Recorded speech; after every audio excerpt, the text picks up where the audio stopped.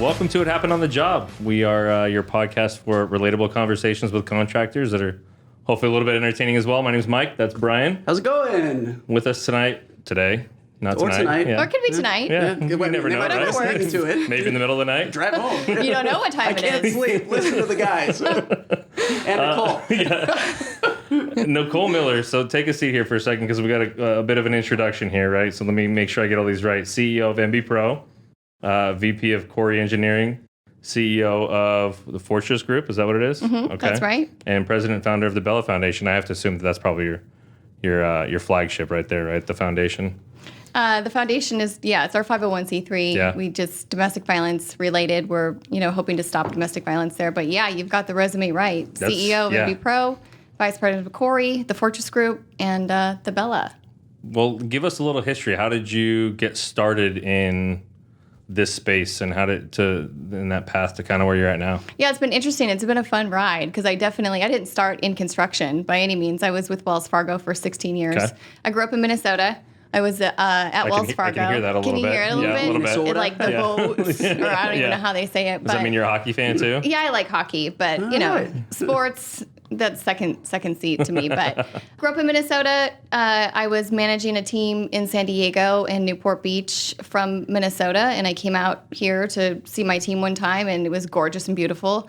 I went home. Have you been to Minnesota anytime in the winter? Never. Only in the airport. Okay, that doesn't count. In Minneapolis, yeah, that doesn't count. So in the winter, it's very cold and there's a lot of snow. So you went from Newport Beach in the quote-unquote winter to back to Minnesota and thought, I have to live here now? Right. Snow, blocking the driveway, can't get in, called the boss and said, hey, there's this place called Newport Beach. I'm moving there. I don't know if I have a job because of that, but that's where I'm going. They said, no, you have a job. We'll just relocate you. So I was with Wells for 16 years and resigned from Wells Fargo in 2013-ish, somewhere around there. And I was actually just doing some personal training. I was just kind of like, what's next for me, right?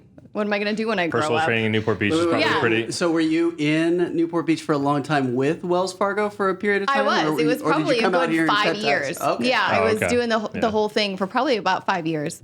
Resigned. You guys know the whole Wells Fargo story there, so I don't think we need to go into all of that. So there I was, trying to figure out what I was going to do. And I knew a gal by the name of Janine Koury, who married the man of Richard Koury, was the founder of Koury Engineering. She said to me, so what are you going to do now? And I go, I don't know. And she goes, Richard's hiring. So I go, no, I'm good. I don't know anything about construction. A lot of dirt. Nothing about construction. I know that it happens and that's pretty much, that's all I know. Right. And she goes, no, just interview with him and see, just see what it's all about. So I interview with Richard Koury, and that's when the journey began. Just sat down with him and his team and had a conversation from a sales standpoint, right? That's where I started. I was a business development manager for Koury, and I've been in that position, or I was in that position for 4 years, and then went into leadership, vice president of Koury Engineering.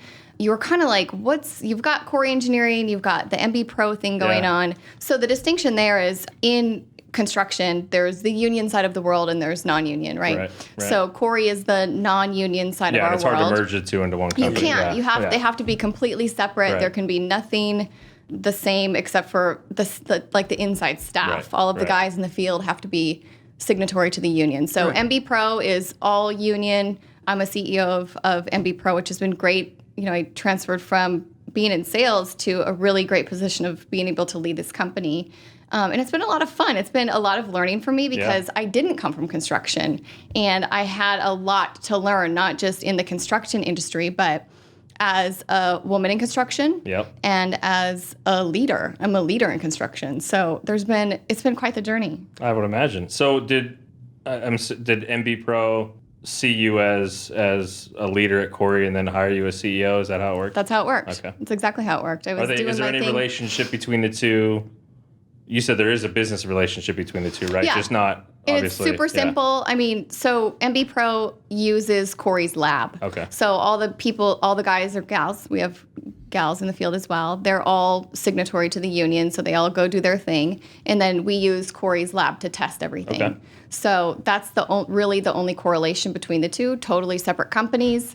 it just so happens that Koury was, the mothership of it all, right? We had a great project, 500 years ago that nobody cares about anymore called the SR-22, which had, 40 bridges and all kinds of crazy stuff. And it needed to be a union project. So we created MB Pro back then. I think it was in 2004 that project happened. So we created MB Pro so that we had a union side to do business. And we're plugging away. We do union projects all day long. So it's fun. And so you guys are doing, from what I could tell, testing and surveys and stuff for engineering projects. So it's interesting because you guys had somebody on one of your one of these shows. Oh, was it? It was probably somebody Abigail. that was talking about boring, like somebody that was talking about how how the bores were drilled and then the geotechnical. That's exactly who it was. Yeah. So he was talking about how they didn't qualify the soil correctly. Right. Well, that's our job. We are the geotechnical engineers, so we go in and we do all of the drilling for whatever project it might be. We do the drilling, we do all the soils investigation. That's what that was called. And then we do all of the third-party inspection. So we go from the soil standpoint, which is just all of the dirt, the soils investigation, the boring, just like he was talking about, and then into the material. So this is probably a tilt-up building, right? Oh, yeah. And so you've got concrete in here that we test. We probably tested some welds where you have the welding come together in the corners, right? All of the rebar. So that's what we do. We're just out there making sure that code is met in terms of California state code.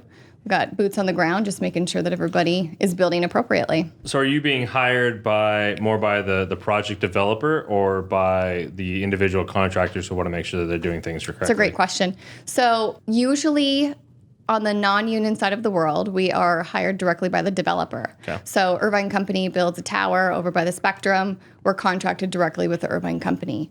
With MB Pro, because it's union and things are ran a little bit differently, we're contracted with the GC, the general contractor, right? So we'll be quality control on their projects, where on the private development side, we're QA, right? So we're with a developer specifically. As a team there, Yeah, so we get to see all of it, right? We get to have there's the sophisticated side of the developer, right? Because it's a different client than it is for a general contractor. They function totally differently. They're very different people. So it's fun because we get to experience both sides of that and see both. Just kind of the division of the two worlds, right? They're just very, very different. And definitely, two different worlds for sure.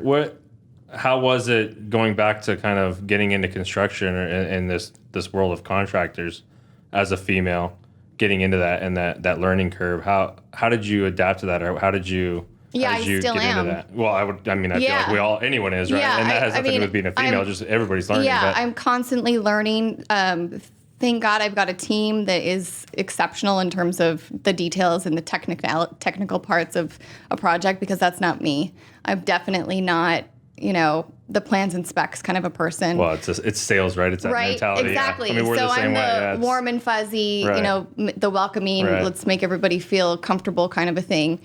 So I'm definitely always learning in terms of the technical aspects of a project, and I probably always will, because it takes me a little bit longer to learn that stuff, because it's not my strength, and I'm okay with that. But in terms of being a female, I don't know. Would you rather deal with a female or a male? I don't know that it matters. You know what I mean? I just know that it can be intimidating, and it's to actually, and especially. Well, I think for so long it's been a man's world, and they've held on to that, and and so, but there have been so many different. I mean, we spoke with Natalie Lemedico, I think our second episode ever. Yeah. She was awesome, just kind of talking about how they hire and put together those that are coming in, not based off of the the good old boys group, but it's more on what would be most reasonable. Do you have the smarts? Do you have the intelligence to do so? Can you do it? And if you can, let's bring you on. Right. And as a result, she said we've got a great mix of people, women, men. But I think for so many different contractors, especially some of the smaller guys, they just get stuck. You know what I mean? They get stuck in this little world. So I guess the question is more not so much how you dealt with it, because we've been 3 minutes now. I feel like I don't think you'd have an issue with anything or a problem dealing with anything. It's more, I guess it's more, how was it received, or how was that transition for? Yeah, I mean, I think like anything, because I needed to learn a lot, there was probably this perception of who's right, this, you change industries. who is this girl Right. walking in here, right? But as I learned who to have on my side from a technical standpoint, we're a powerhouse regardless of what we are, right? Yeah. Like I can walk in and I can command the conversation, right? And then I know a little bit, so I can have a little bit of a Hold your own a little conversation, bit, right? Yeah. But then when I need to, I know when it's not my strength, and I can go, this talk to is this the next guy, talk to person, this right? person, So the transition was, you just go, right? And you just got to know who's on who you can grab to make sure that you've got the technical backup that you need. And so you were talking a little bit, and just to kind of pivot a little bit, I watched your latest video. You're talking about how you guys have been going these last few months through this social experiment, I guess, if you want to call it that we're going through right now. You guys seem to be doing okay. Still, I would imagine a lot of the type of work you guys are doing probably never really stops. So yeah, I mean, we are doing great, and we're blessed in that aspect, right? Because there's a lot of businesses out there that aren't, but we are doing phenomenal. We're extremely busy, and like my video said, there's some really key components that I think are contributing to our success. And you heard, I mean, we do focus in sectors that are sustainable, right? So we were already positioned in a way. There are no accidents, right? It just happened that we were already position ourselves to be in some sectors that are sustainable and can help us through this part. And then we have completely transformed our branding and marketing since, I guess, December of last year-ish. I think we released a whole new way to brand Koury Engineering and MB Pro. So that has been instrumental in keeping people engaged with us on social media. We are probably the loudest engineering firm out there on social media, and I take pride in that because it took a lot of work. Yeah, it's something daily that we have to build up to. But I think the biggest key that you might have heard in that is that our team has been exceptional. I look at our team and I'm like, they could have had all of the reasons in the world to not show up to work every day, right? For whatever, maybe they're scared, they don't feel good, and then they're scared because they don't know what's going on, right? But they have shown up every single day, and they show up in a way of just the do whatever it takes mentality, like I talked about in that video. Yeah. And that is what I think has carried us through. It's great that we have the marketing and all that stuff in place, but without a team that's really behind you, you don't have anything. Right. Yeah, I was going to ask, when you're putting together that team, is that something that you're looking for, that you're trying to find in terms of the personality and the integrity? Kind of I mean, some of that's I think already kind of built in, but are those qualifiers that you're looking for in terms of more of an organizational fit versus a? Yeah, we definitely focus on the culture aspect of it, right? Because we all know this. If you've got one person in this building that kills it, it just ruins the whole thing, right? So we definitely hire with a very clear intention of hiring the right kind of person. And again, you never know. I mean, I might do a couple of interviews with you, right? And I don't know who you really are. I'm just taking a risk. Until you actually get them in. And and I mean, we do some testing before they get in so that we can kind of see where they're, where they stand in terms of morals and stuff like that. But definitely culture. We look for people that are going to fit the culture that we have worked really, really hard to create. Well, you want to protect that too. You don't want anybody. Absolutely. Yeah. And you have to. It just takes one, right? And it doesn't even have to be for the whole day. It can just take one person for 20 minere to just blow the whole thing out, and then you've got to start all over. So how did you guys deal with it when, early March, mid-March, when it all was happening? Were there things you had to do? Were people working remote? Did you have any kind of slowdown, shutdown? We definitely didn't slow down. We didn't shut down. But yes, we did have probably 90% of our staff working remotely, which I'm a sales leader. Right. Yeah. So it presents a new challenge. Right. Yeah. So how do you connect with your clients in a way that is impactful? Right. Like, how do you do that? You know what I mean? So we had some technology in place already that was supporting us in making that pivot and that shift into making sure that we're still in front of our clients in a different way. Right. Our team is really strong at showing up, shaking hands, bringing lunch, bringing donuts, all those little, sales 101-y things, right? But they're effective and they work. And all of that was taken away from us. So we had to shift really quickly into how do we still stay in front of our clients? Things like Zoom, great. Vidyard, awesome. And it's just being consistent and staying on top of that to make sure that we are still really present in their mind. The great thing is, and I think none of our competition does stuff like that. We've got, there's not a whole bunch of testing inspection firms, not like there are general contractors, but I can guarantee you they don't do the stuff that we do. And that's what makes it different. Right. Like we had to shift really quickly into still being in front of our people in a different way to still make sure that we've got sustainability in our sales. Yeah. And I think, obviously it's working. And I think it's fascinating that the more contractors we talk to and the more people in this space that we talk to that are going that route, right? Like everything you're doing from a social media standpoint and like you said, being loud and out there is not something an engineering firm 15, 20 years ago would have ever even thought to be doing or wanted to do, right? Yeah, not even, a year and a half ago. Yeah, and we interviewed Keith Flores of Smart Choice Heating and Air out of Anaheim a few weeks ago, and he was talking about how the fact that he's an HVAC contractor is secondary. He's really a marketing and lifestyle brand, and he happens to do HVAC work. So it just, same thing. 10, 15 years ago, there's no chance in hell an HVAC contractor would have thought, hey, we need an Instagram and a Facebook, and we need to be out there doing podcasts. Social and we need, media manager. We need to have swag and a social media man. I mean, he literally, he employs a guy who drives around a little smart car or something, I don't know, a little car that's wrapped with all his logos full of swag. And he's just out there throwing it out. I mean, it's not something an HVAC contractor does, right? But I mean, it's obviously but kudos working. To him to know that that's what we're in now, to right? Be forward thinking. Yeah. Absolutely, and that's what the Fortrez Group is all about. That's exactly what the Fortrez Group does. Nice little segue for you there. Yeah, right? exactly. There you go. And that was, for us with Koury and for MB Pro, we didn't have a social media presence. There was nothing there. We had a LinkedIn, we all had our LinkedIn profiles. And well, but you're with 95, 98% of the other contractors out there, right? Right. It's just not anything anybody does. Right, but when you do, it starts to spin your world because then you're this out of the ordinary, extraordinary engineering firm. Which is a great place to be. Absolutely. Absolutely. Yeah. And so I needed somebody like this to come in and go, you guys are boring. Like, Sure, you do $20 million a year, but it's boring. It's not a big deal. Right. Yeah. And it was boring. I mean, how it's soil and concrete and rebar and welding. Like, how do you make that look sexy? Right. Yeah. And you do it by marketing, branding, social media management, all of that kind of stuff. So I saw the transformation for Koury and for MB Pro, and I was like, I'm going to invest in this thing.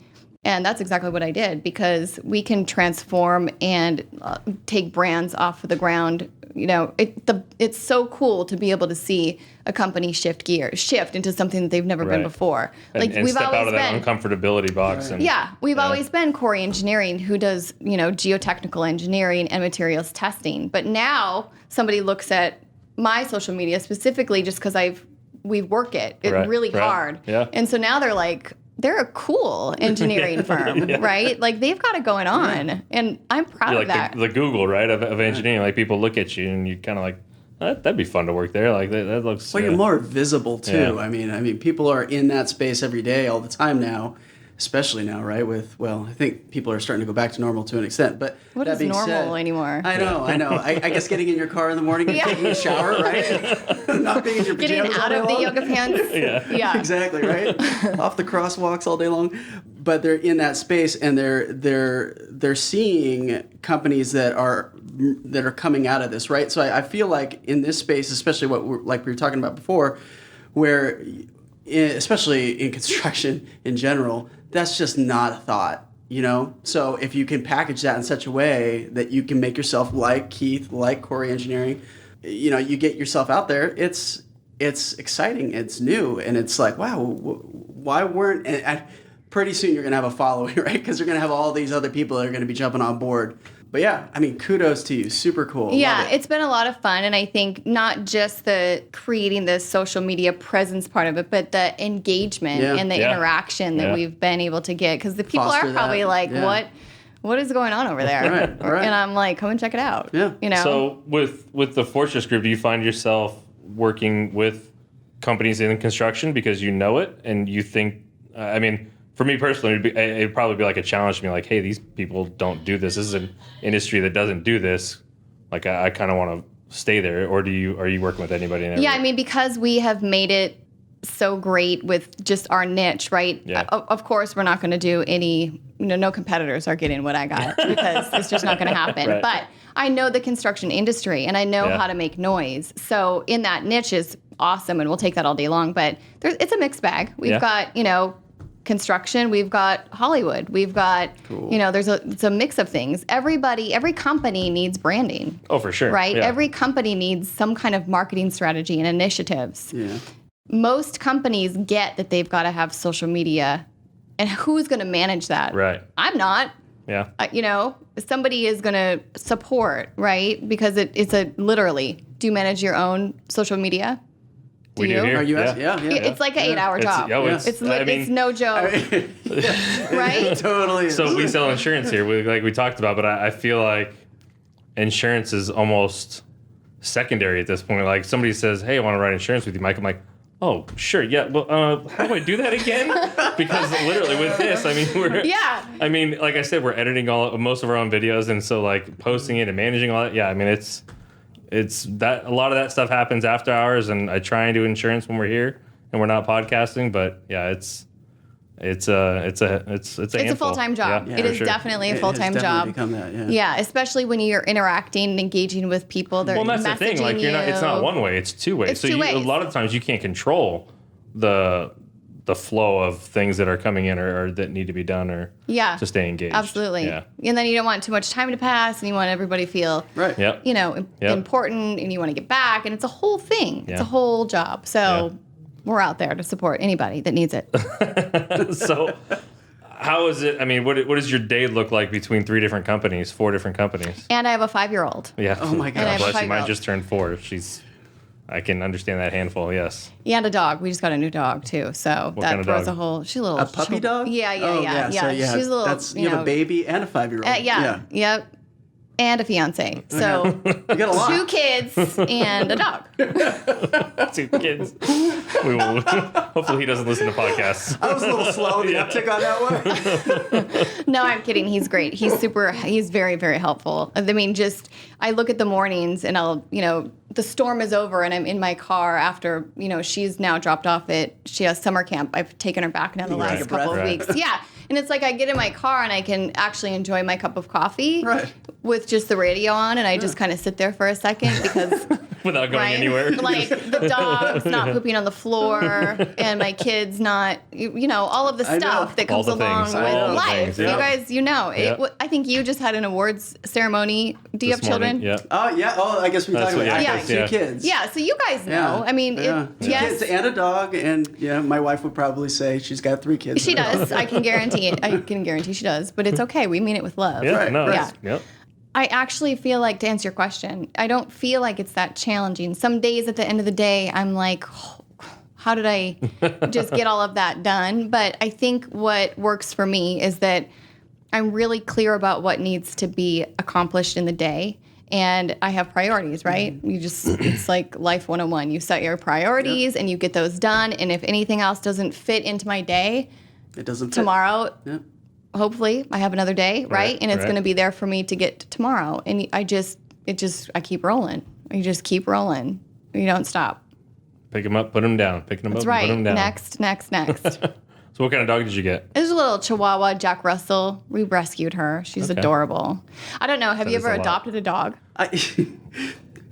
My daughter would say yes, but no, we did not. Okay. We purchased the dog, but yeah. I would have we bought the dog from a shop in our mall 8-9 years ago, and then a year later it was shut down because it was found out that they were pulling puppies from puppy mills. Oh, it's sad. So my daughter, my 13-year-old daughter, would say, yes, Dad, we rescued her. And you did, essentially. Yeah. So we got, her name is Pixie, in the middle of COVID. I mean, because she wanted a dog, and so we were getting a dog. Yeah. So this adoption process is no joke. First of all, there's 1 million dogs that need to be adopted, and there's 2 million people that want a dog. Yep. So I couldn't get a dog. Did they do the home inspection and everything? They didn't. Oh, okay. They didn't. It was a miracle Sunday. They do. Some places do. They do. Okay. It's like this whole application process that you've got to fill out. They come and check your house. Well, especially if you want a puppy too, right? Did you guys get a puppy? We did get a puppy. Yeah. So especially if you want a 4-year-old dog, usually you can just walk in and grab that 4-year-old dog. But we did the same thing. I mean, I guess you want to call it rescued or, adopted a few different dogs. The latest one my buddy's dad bred a lab. I hunt, so she's a bird dog that I just got. But yeah, before that it was all adoption. But yeah, it's a process. It is a process, and it took a long time. I think we were looking for a dog for about a month, and I literally was like, I'm sure your five-year-old expected one the next day, right? Where's the dog? Is the dog here? Are we getting the dog today? And I'm like, you ask about the dog one more time, we're not getting a dog. But which is a lie because you were going to get a dog. I know I was going to get the dog because then I was falling in love with all of these dogs. Yeah. They were so cute. So I'm literally looking like Yorkshire's for sale because I'm going to buy one because I'm like, this adoption thing is nonsense. Right. But there's a dog that needs a home. Yeah. So we held out. We found Pixie. She's great. She's That's a awesome. little thing.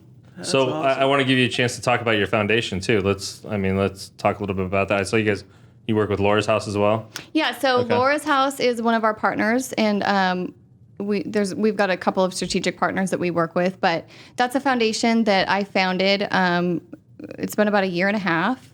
I've got, some experience with domestic violence, and that's a soft spot for me. So I'm like, how can I change people's lives? Whatever I can do. I mean, I don't have I don't have a home for people to live in, but I've got the resources that can get people there, legal counsel, all of that kind of stuff. So I'm just here to support men and women that are in that kind of a situation, to be a resource for them to get out of those types of relationships and, be in healthy, loving, That's awesome. Kind relationships. Unfortunately, I feel like a lot of that stuff was kind of on the uptick over the last few months too, which is unfortunate to hear, but yeah. Yeah, I mean, because if you read about any of that, they're stuck there. I mean, the victims are stuck with their perpetrators in the home, and so there was a rise in domestic violence, which is heartbreaking.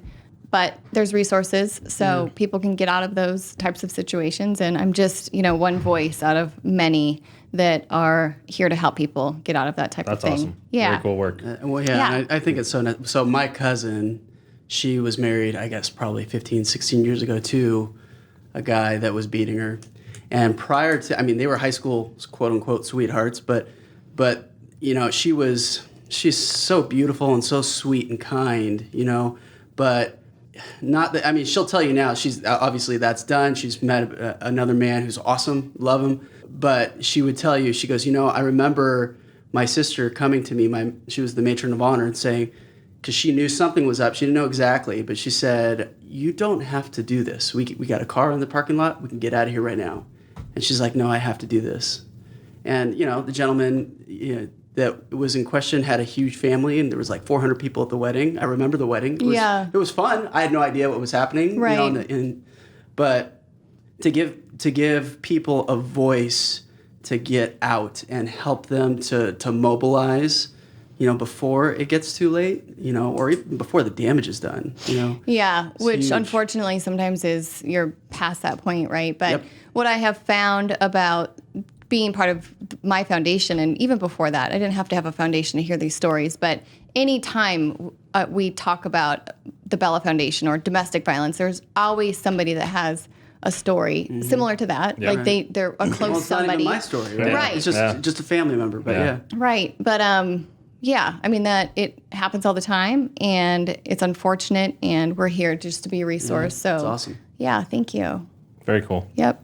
So where do you see what's your career path now with Koury and MB Pro and Fortrez Group, or where do you see yourself? Are you straight path, all three? I feel like you got something coming for me right now. You got a smiley face, like I'm setting you up for something here. The only thing that I'm not the CEO of is Koury Engineering. So just because of the divide, we've got to keep everything separate from a union and non-union standpoint. Right. That's the next thing that I've got to conquer. And, we'll see how that all shakes out. But where I am right now, I'm having a lot of fun. We've got a lot of growth that we're looking forward to with Koury Engineering. MB Pro is growing as well. So I'm riding this right now because I'm really having a lot of fun leading both companies. The Fortrez Group has a lot of work to do, and I lead that company as well. So, and then with the Bella Foundation, just continuing that journey and letting people know. So there's a lot of really good things coming.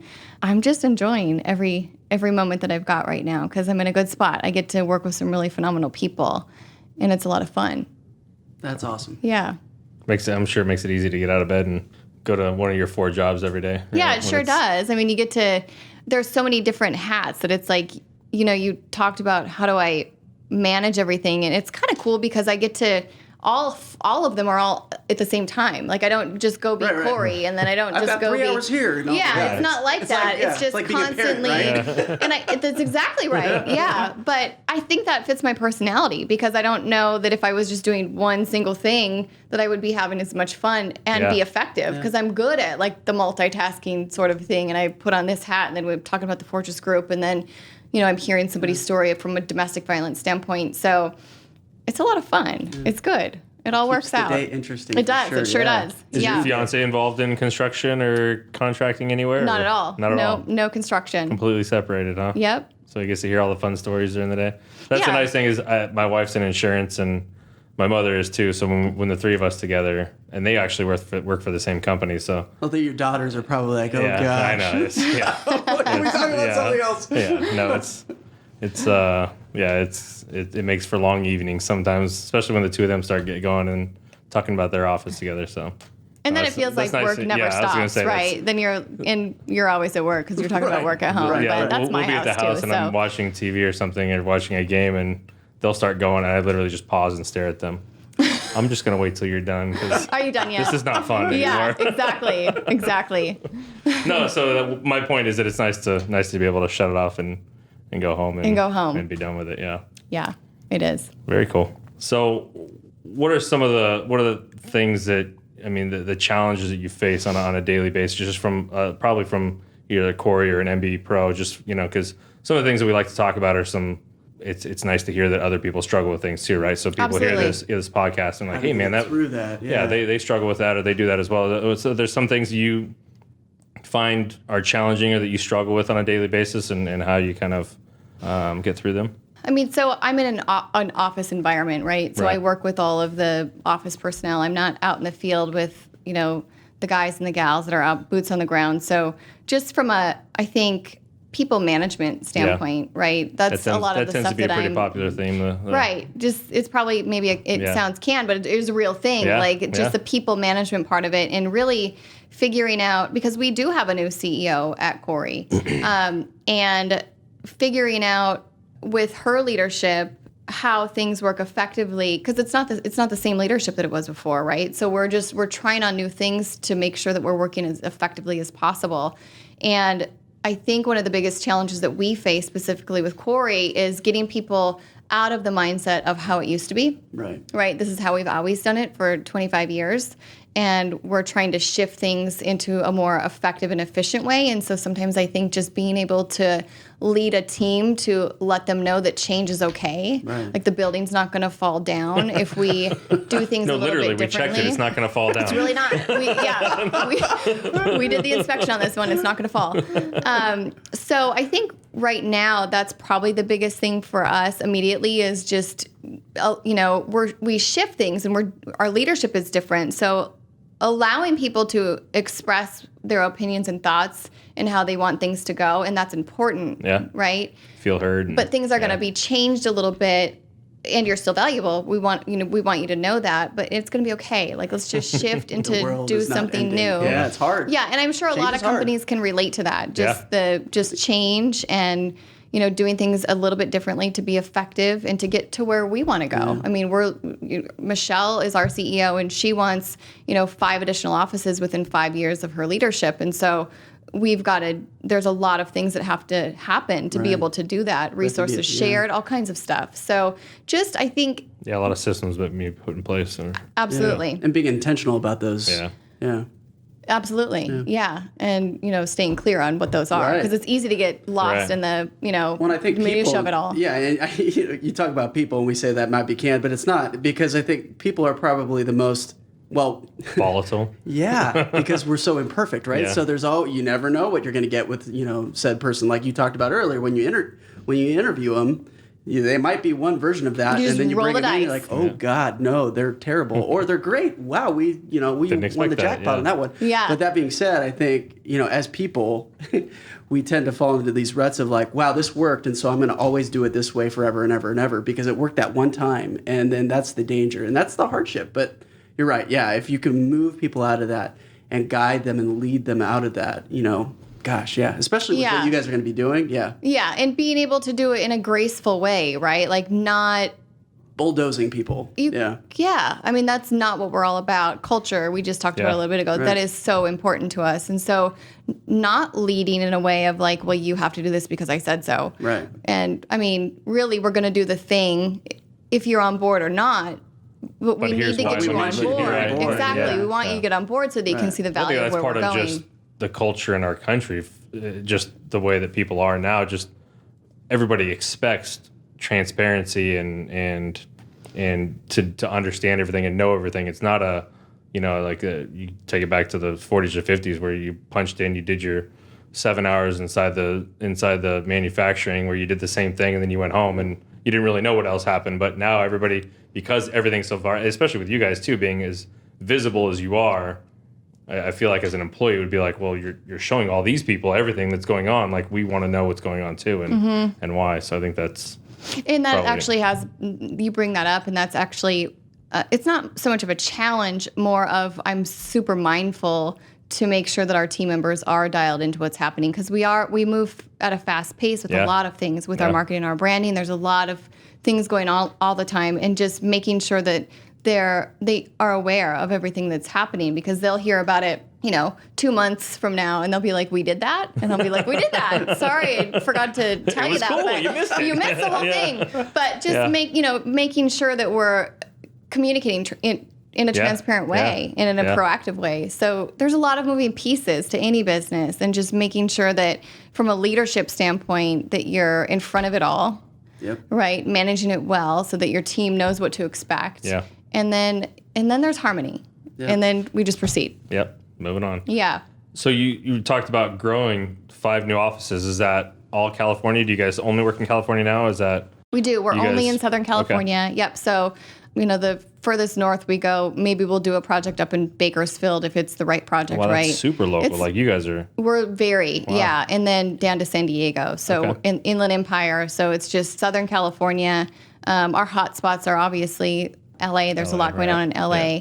We do a ton of work with the schools. So anywhere that there's a school, we're probably out there doing some work. But just local to Southern California. So are you looking to grow just inside California, the Western region, or is it? Yeah, I think we've got some eyeballs on Nevada. Yeah. Maybe the Las Vegas area would be a good place for us to go. Yeah. But I think we'll get really good here in Southern California first, offices here first, and then expand out maybe to like the Sacramento or the Bay Area because there's a lot of work going on up there. And then, Las Vegas has a ton of work going on. So we've got to follow the money, right? We want to be where there's hot spots for us to be able to get the return on investment out of it, right? Yeah. Right. Yeah. Is more of your work like the municipality government work, or is it more on the private side? Or which one of them is? I guess which one of them is bigger now, and which one do you see growing?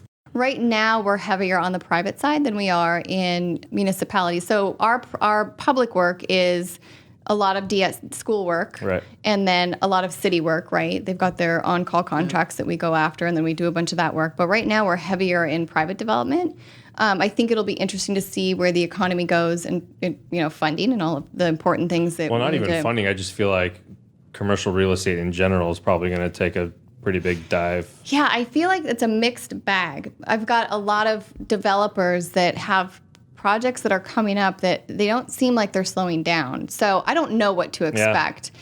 Like I said before, we're in sectors that are sustainable. So we do a lot of work on the MB Pro side of the world. We do a lot of work with the military. Right. So they're forever going to be funded. Mm-hmm. So we did it right there. Knock on wood. Yeah, exactly. Thank you for that. And then I don't know what direction Caltrans is going to go. I don't know about the taxpayers. I don't know what's going to happen there, but we're in there. So if they continue and the projects are funded, then yay for us. We're there, right? DSA is forever. The schools are going to be, doing what they need to do all the time. And then another sector for us is the hospitals, all the OSHPOD. So keeping a really clear focus on those sectors and not forgetting about the private development because they might have a little bit of a lull, but I'm not expecting it to be like we're only going to do public work going forward. Right. Did you, well, kind of to that point, have you guys brought 100% of your office staff back to your office? Thank you. Yeah, we have for the most part. There's a couple of people that are still working remotely, but we had everybody come back on the 16th of May. Okay. I think that was the date. I don't even know what today is. Sure. Yeah, that sounds right. A couple weeks ago. Yeah. Probably right after Labor Day? Yeah. Right? Well, the 26th. No, not Labor Day. No, that was before Labor Day. Oh, yeah. This Memorial. Yeah, way good. Our holidays are messed up. Yeah. And it's nighttime. 2020 is canceled. Don't worry about it, folks. Yeah. But yeah, everybody's back in the office, which was great because we missed. I mean, it was pretty, there was not a whole lot going on. Yeah. Me and a couple of other people were upstairs just, plugging away. I showed up every day just because I homeschooled for like a second, which I don't know if you guys stayed home with okay. Yeah, a little bit. Yeah. I did my wife more. He lasted about 2 weeks at home. No, I was 1 week. I lasted 1 week, and they kept the office open here, and I thought, oh, wow, all right, maybe I'll come back to work. But I left my poor wife home. You're like, well, sneak it out in the middle of the night. If my daughter ever listens to this podcast, kudos to her. And she did her own work. She's amazing, self-starter. Like, you should hire her someday. She's amazing, incredible. My son, I love him. But that kid, you gotta just, you gotta put a collar on him, and you gotta drag him around, or just. So my wife was basically with my son. So yeah, I was here.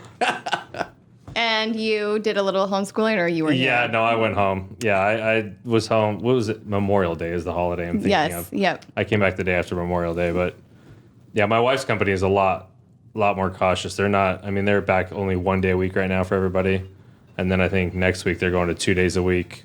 And they probably won't be 100% back in the office until some point in 2021, if at all. If at all. And that's why I say about commercial real estate, I feel like there's got to be some level of some majority of companies where they maybe hadn't thought about working from home and then were forced to. And now they're thinking, well, we might be efficient enough to do this and save on the office space overhead. And I think a lot of us found that out. Yeah. I mean, we've always been a company that we're like, come to the office. If you're in sales, go sell and do your thing. But everybody else show up because that's just what we do, right? That's how what happens. That's what you go to work, right? But we really stayed efficient and effective while everybody was working remote. And I think that allowed us as a leadership team to recognize that it's okay for people to be working from home. Maybe not every day, but having the flexibility to do so because they're still getting their work done and there's still avenues to be able to connect with people and all of that stuff. We didn't rely on the technology that we've always had because we didn't have to. Yeah. But now we know that we can have it. Absolutely. I mean, and I think it's great. We had it too, Gosh. Yeah, no kidding. Yeah, absolutely. Yeah, no, I think it's it's going to be interesting to see how the next 6 to 8 months plays out with all that stuff. And yeah, I think it will be too. But we're going to count on we're going to claim that it's going to be all good and that we're okay. It's going to be okay. Right? We're all going to be okay. Yeah. Fantastic.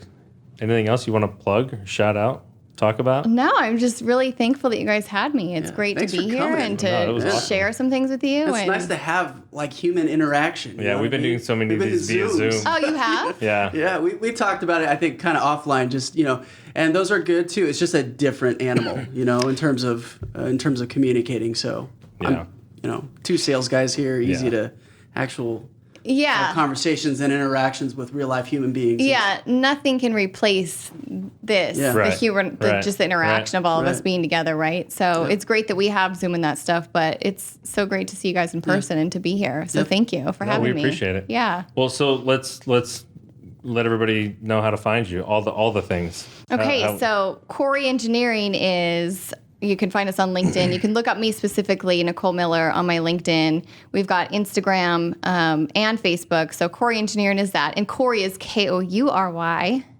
And then MB Pro, same ways. That's mbpro.com is our website. The Fortrez Group is at thefortrezgroup.com. And the Bella Foundation is thebella.org. Yeah, awesome. We'll link all these in your description. That way you've got links to all that stuff too. Yeah, I appreciate it, you guys. No, thanks so much. We appreciate the time, and thanks for coming out and teaching us all a little bit about being out there, being loud. Absolutely. Yeah, be loud. That's the way. Yeah. Thank you. Very cool. Thanks so much. Yeah, absolutely. Hey, thanks for listening. And if you've made it this far, go ahead and give us a like or 5 stars or whatever means you like us. Make sure to subscribe so you don't miss our next episode. And check out our website for more video content and extras.